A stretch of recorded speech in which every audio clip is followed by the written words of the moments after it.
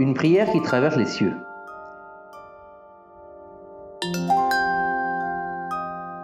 Les cieux s'épaissirent et devinrent gris, ce qui assombrit la verdure.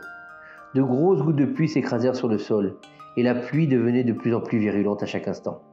Le terrain devint difficile et perturbant, et le carrosse attelé trembla sur les chemins forestiers. Le cocher tenait les rênes et s'efforça de faire ralentir l'allure des chevaux, de peur qu'Hachem nous en préserve. Le carrosse se renverse sur le sol marécageux. À l'intérieur du carrosse, la sainte et noble figure du rabbi Israël Baal Shem Tov brillait. Il était enveloppé et immergé dans des mondes supérieurs et terrifiants. Les fortes pluies n'ont pas interféré avec son immense spiritualité, et il semblait qu'il était dans un autre monde. Il avait l'habitude de voyager de la sorte. Des cieux, il recevait un message de temps en temps pour voyager dans différents endroits à des fins différentes. Cette fois aussi, il devait s'éloigner et attendre du ciel quand il devrait s'arrêter sur le chemin. Au bout d'un certain temps, le carrosse n'était plus en mesure de poursuivre sa route à cause des fortes pluies. Le cocher se retourna vers le juste et essaya de faire entendre sa voix malgré la forte pluie. « Rabbi !» La voix du cocher était suppliante. « Nous ne pouvons pas continuer notre voyage. Les pluies sont trop fortes. Il vaudrait peut-être mieux que nous nous arrêtions dans une auberge non loin d'ici. » Le rabbi leva ses yeux purs vers le cocher et lui fit signe de s'arrêter à l'auberge la plus proche. L'aube commença à se lever sur l'auberge chaude, lorsque le Baal Shem Tov Akadosh, accompagné de son cocher, demandèrent à rentrer. Une femme juive, modeste et simple, les accueillit chaleureusement et les poussa à entrer à cause du froid et de la pluie qui s'abattait dehors. Elle les contourna et leur offrit tout le bien de l'auberge en battant joyeusement des mains. Elle avait enfin l'occasion de servir des invités juifs.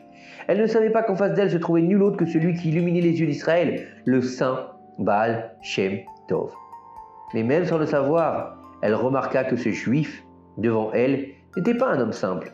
Elle essaya de le servir de tout son cœur et de toute son âme. Rabbi Israël Baal Shem Tov, d'autre part, n'a pas prêté attention au bien qu'elle lui offrait.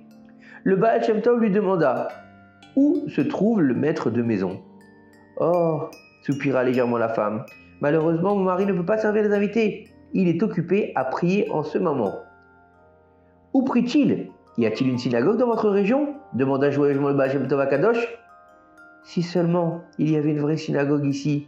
Malheureusement, il n'y a que des non-juifs sourds qui vivent dans notre voisinage. Il n'y a pas un seul juif ici en dehors de nous. Mon mari prie seul dans la forêt, » a répondu la propriétaire. Baal Shem Tov Akadosh comprit qu'il ne pouvait pas obtenir la mienne pour sa prière.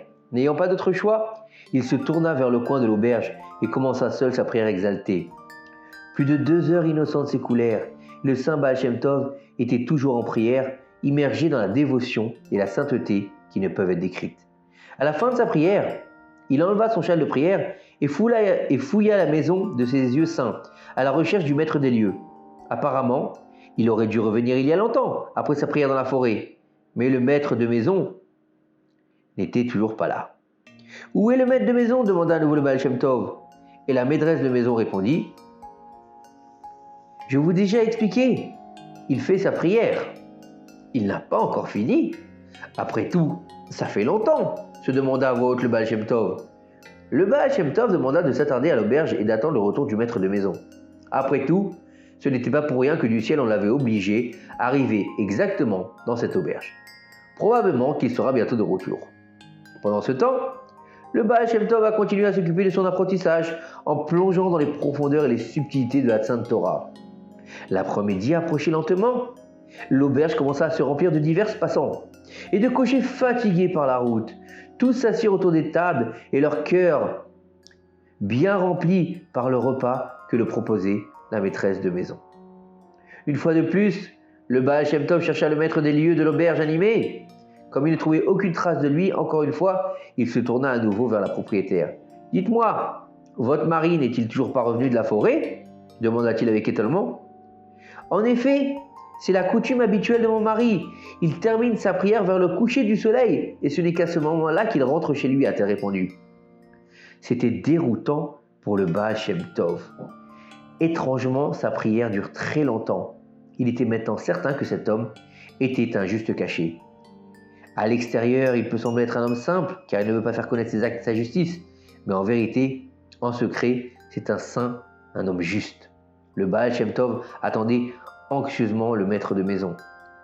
Le ciel prit la couleur du coucher du soleil, et l'on entendit au loin l'écho des pas sourds du propriétaire.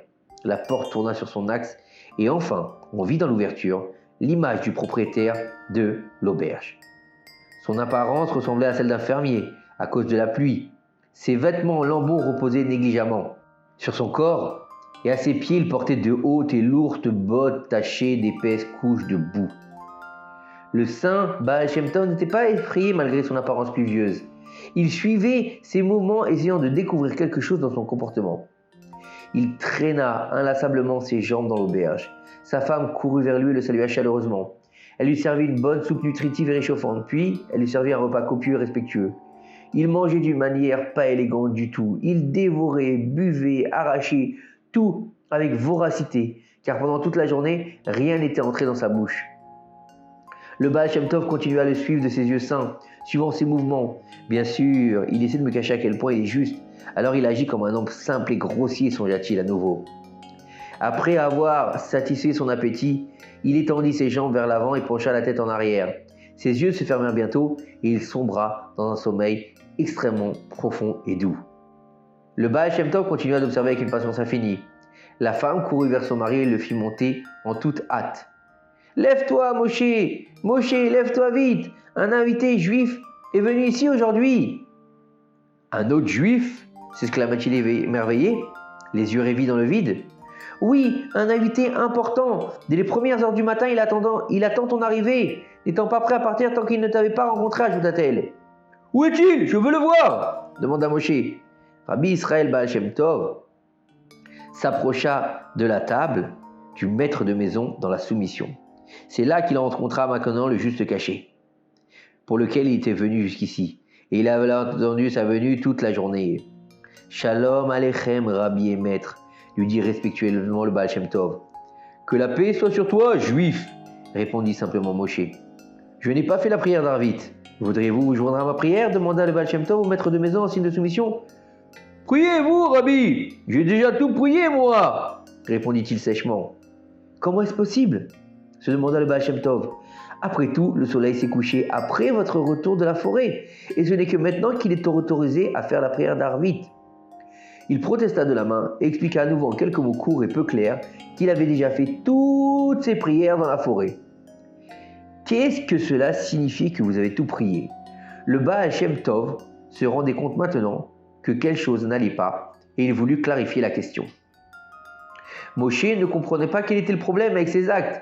Il montra à Rabbi Israël son sidour usé et en lambeaux qui reposait sur la table. « Tout ça, j'ai prié dans la forêt !» Le Baal Shem Tov prit le sidour et le feuilleta soigneusement. Un simple sidour et non un sidour ordonné avec des intentions cachées. « Pouvez-vous me montrer d'où vous avez prié ?» demanda le Baal Shem Tov à Moshe. « De là !» montra-t-il avec son doigt maladroit sur la première page du sidour.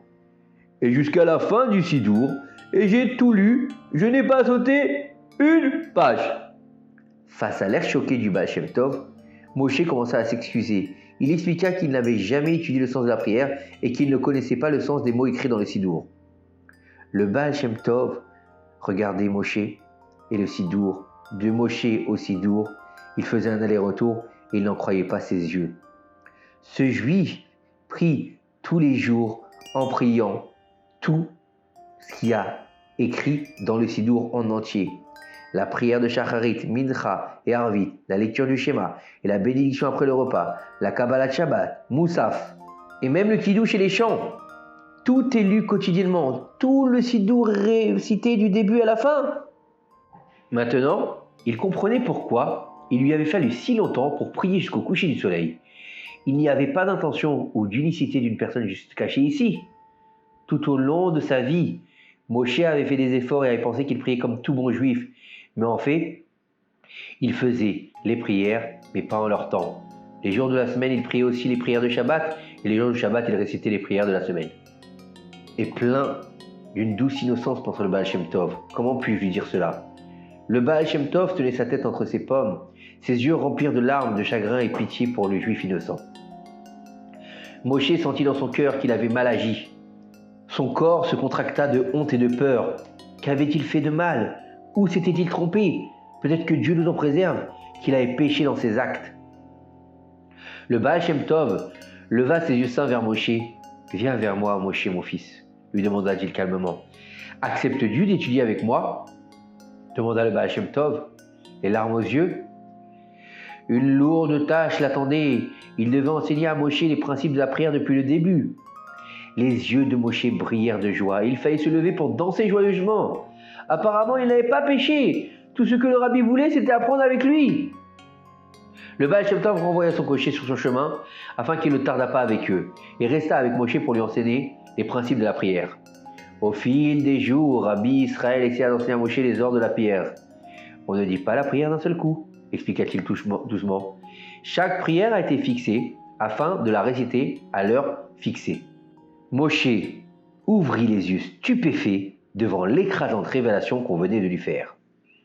Le Baal Shem Tov poursuivit.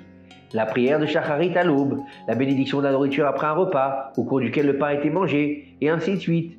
Moshe essayait de se souvenir de tout, mais il échouait. Il essayait de se faire des signes pour se rappeler, mais il confondait encore complètement l'ordre de la prière. Rabbi Israël ne désespérait pas. Il le réconfortait en lui disant qu'il allait lui mettre des marque-pages pour se souvenir. Le Baal Shem Tov a placé alors des signes dans le sidor de Moshe, et en effet, cela s'est concrétisé.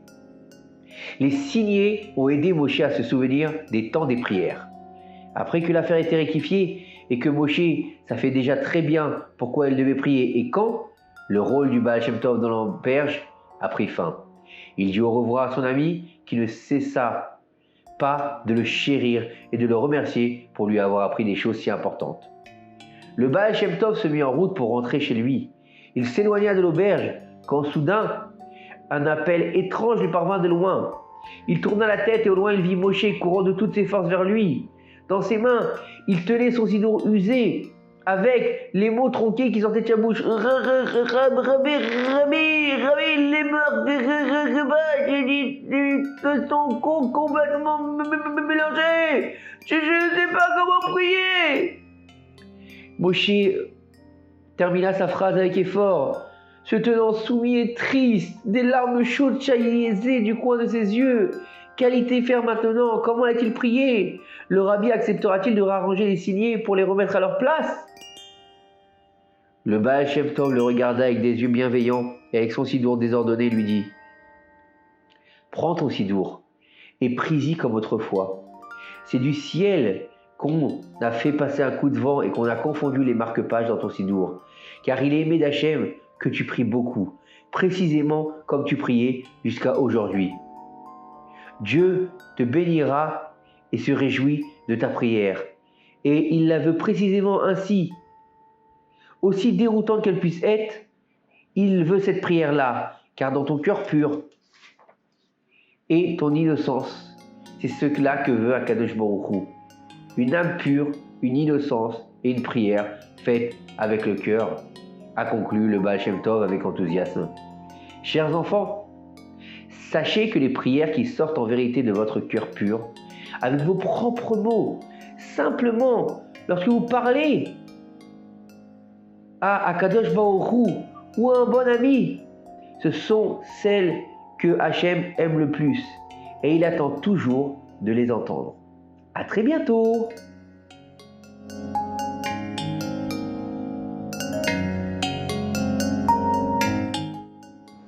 Maintenant, chers enfants, il est temps de faire Shema Israël tous ensemble. Shema Israël, Adonai Eloheinu, Adonai Echad. Bonne nuit.